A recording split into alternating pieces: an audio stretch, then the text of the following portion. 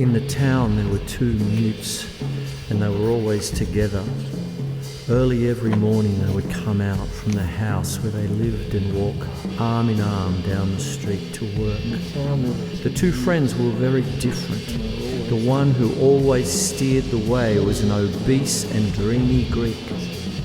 In the summer he would come out wearing a yellow or green polo shirt stuffed sloppily into his trousers in front and hanging loose behind.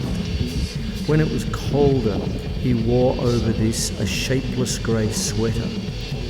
His face was round and oily, with half-closed eyelids and lips that curved in a gentle, stupid smile. The other mute was tall. His eyes had a quick, intelligent expression. He was always immaculate and very soberly dressed. The other mute was tall. His eyes had a quick, intelligent expression. He was always immaculate.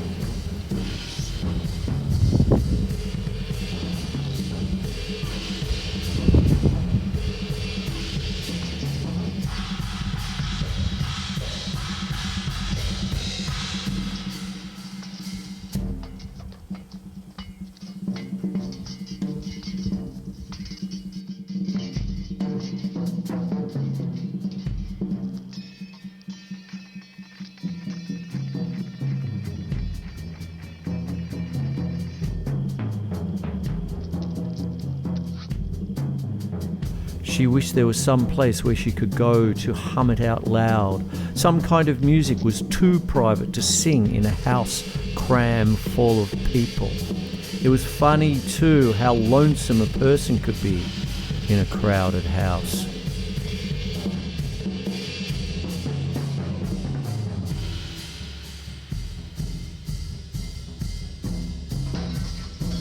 In his face there came to be a brooding peace that is seen most often in the faces of the very sorrowful or the very wise. But still he wandered through the streets of the town, always silent and alone.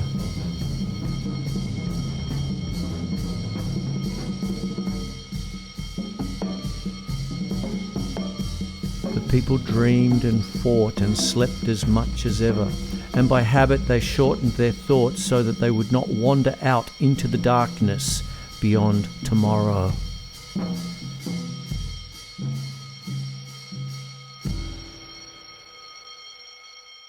Her face felt like it was scattered in pieces, and she could not keep it straight. The feeling was a whole lot worse than being hungry for any dinner, yet it was like that. I want, was all that she could think about. But just what this real want was, she did not know. Wherever you look, there's meanness and corruption. This room, this bottle of grape wine, these fruits in the basket are all products of profit and loss.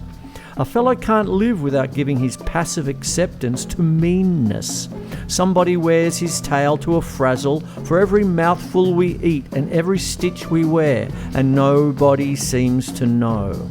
Everybody is blind, dumb, and blunt-headed, stupid and mean. This was her, Mick Kelly, walking in the daytime and by herself at night, in the hot sun and in the dark with all the plans and feelings. This music was her, the real plain her. This music did not take a long time or a short time. It did not have anything to do with time going by at all. She sat with her arms around her legs, biting her salty knee very hard. The whole world was this symphony, and there was not enough of her to listen. Now that it was over, there was only her heart beating like a rabbit, and this terrible hurt. People felt themselves watching him even before they knew that there was anything different about him. His eyes made a person think that he heard things that no one else had ever heard, that he knew things no one had ever guessed before. He did not seem quite human. That was the way things were. It was like she was mad all the time. Not how a kid gets mad quick so that soon it is all over, but in another way. Only there was nothing to be mad at. Unless the store. But the store hadn't asked her to take the job. So there was nothing to be mad at. It was like she was cheated. Only nobody had cheated her. So there was nobody to take it out on. However, just the same, she had that feeling. Cheated. In the face of brutality, I was prudent. Before injustice, I held my peace. I sacrificed the things in hand for the good of the hypothetical whole. I believed in the tongue instead of the fist as an armor against oppression. I was taught patience and faith in the human soul. I now know how wrong I was. I've been a traitor to myself and to my people. All that is not. Now is the time to act and to act quickly. Fight cunning with cunning and might with might.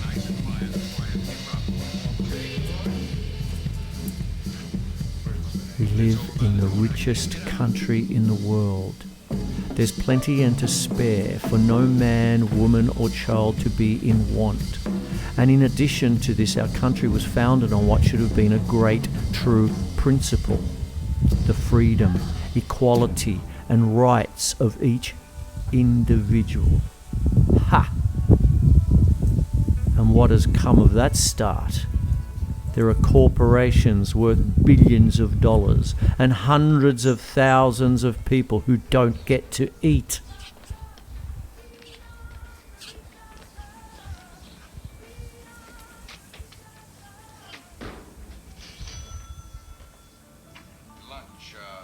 It was like they waited to tell each other things that had never been told before.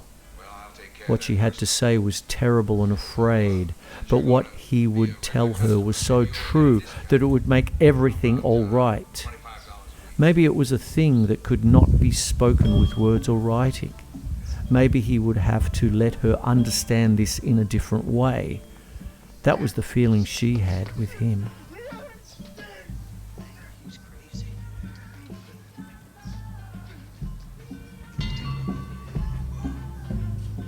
For in a swift radiance of illumination he saw a glimpse of human struggle and valor, of the endless fluid passage of the humanity through endless time, and of those whose labor and of those who, one word, love.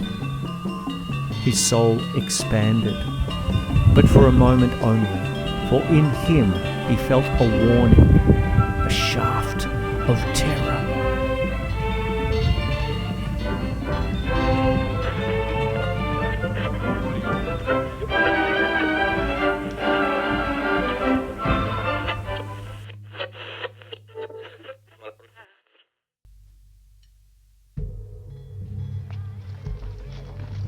What is the matter with you? Are you deaf? I said I...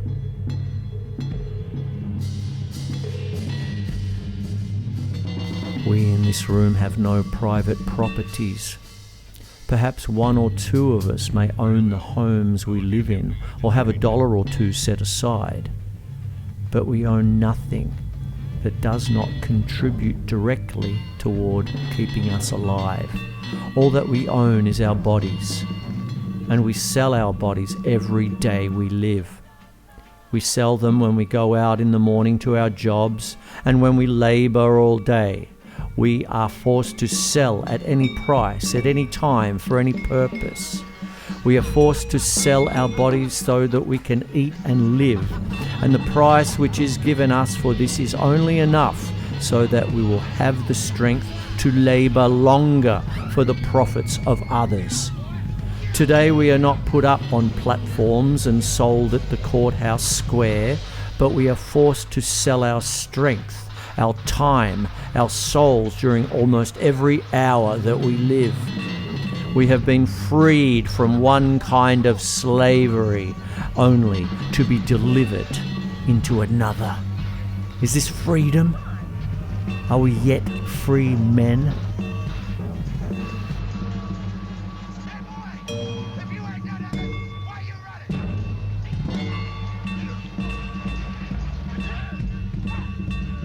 And we are not alone in this slavery.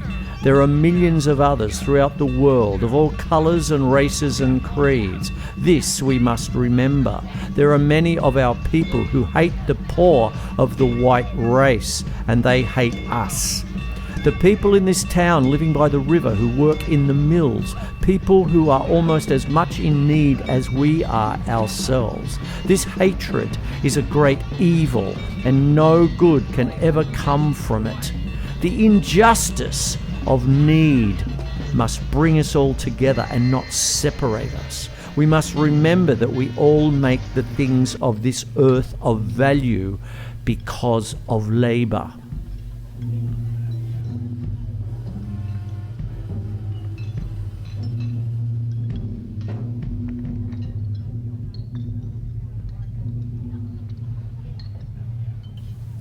He waited for the black, terrible anger as though for some beast out of the night. But it did not come to him. His bowels seemed weighted with lead, and he walked slowly and lingered against fences and the cold, wet walls of buildings by the way. Descent into the depths until at last there was no further chasm below. He touched the solid bottom of despair and there took ease.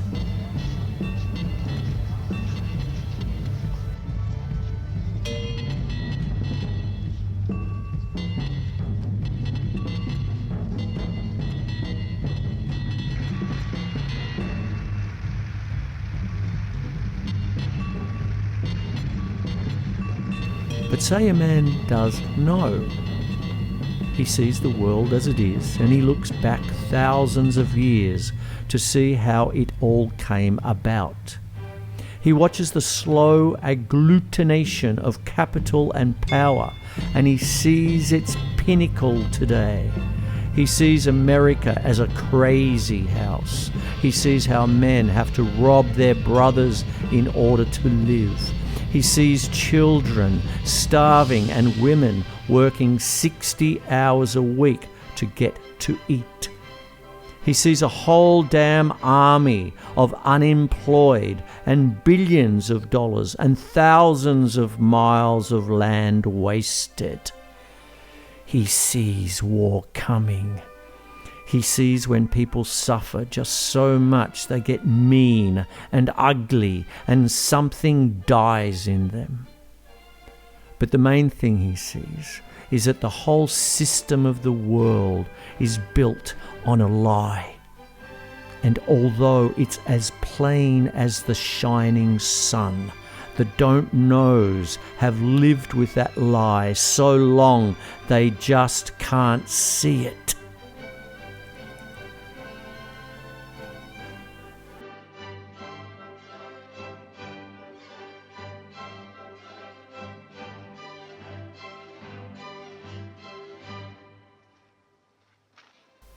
He was like a man who had served a term in prison, or had been to Harvard College, or had lived for a long time with foreigners in South America.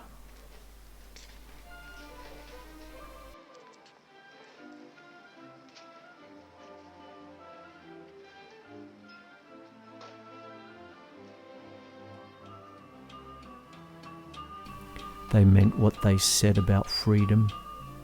They fought a real revolution. They fought so that this could be a country where every man was equal in the sight of nature, with an equal chance. This didn't mean that 20% of the people were free to rob the other 80% of the means to live. This didn't mean for one rich man to sweat the piss out of 10,000 poor men so that he can get richer. This didn't mean the tyrants were free to get this country in such a fix that millions of people are ready to do anything, cheat, lie, or whack off their right arm, just to work for 3 squares and a flop. They have made the word freedom a blasphemy. You hear me? They have made the word freedom stink like a skunk to all who know.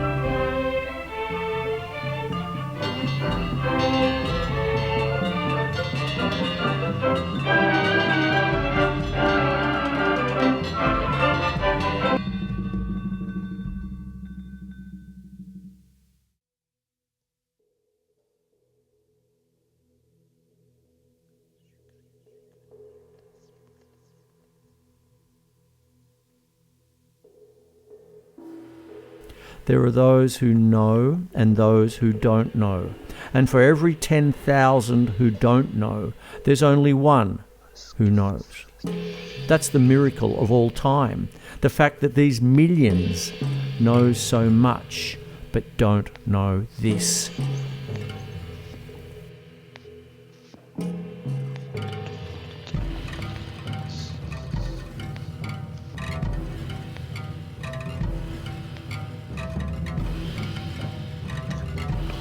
He felt as though he had swelled up to the size of a giant. The love in him made his chest a dynamo, and he wanted to shout so that his voice could be heard throughout the town. He wanted to fall upon the floor and call out in a giant voice.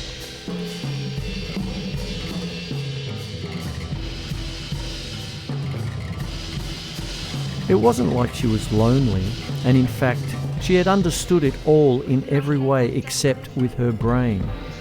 Now she knew that she knew.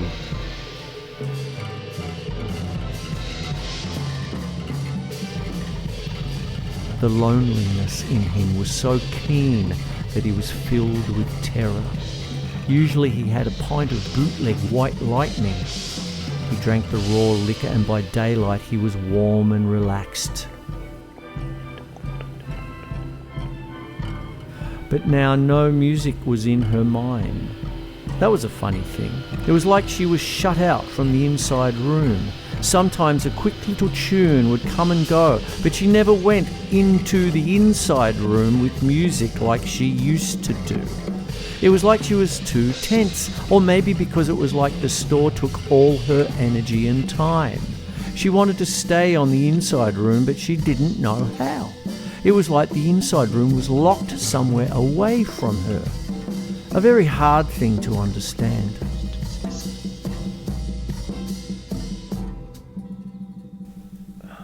Why?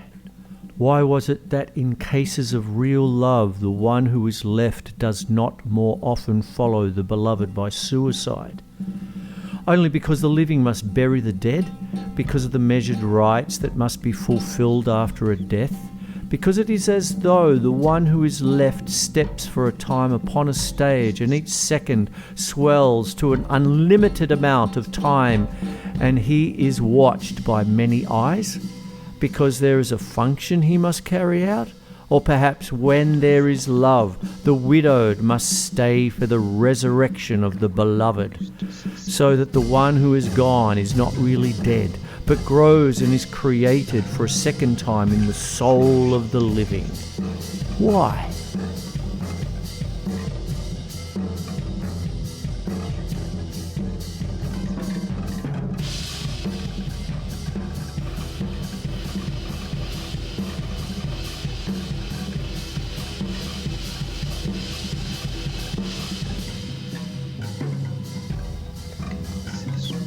How can the dead be truly dead when they still live in the souls of those who are left behind?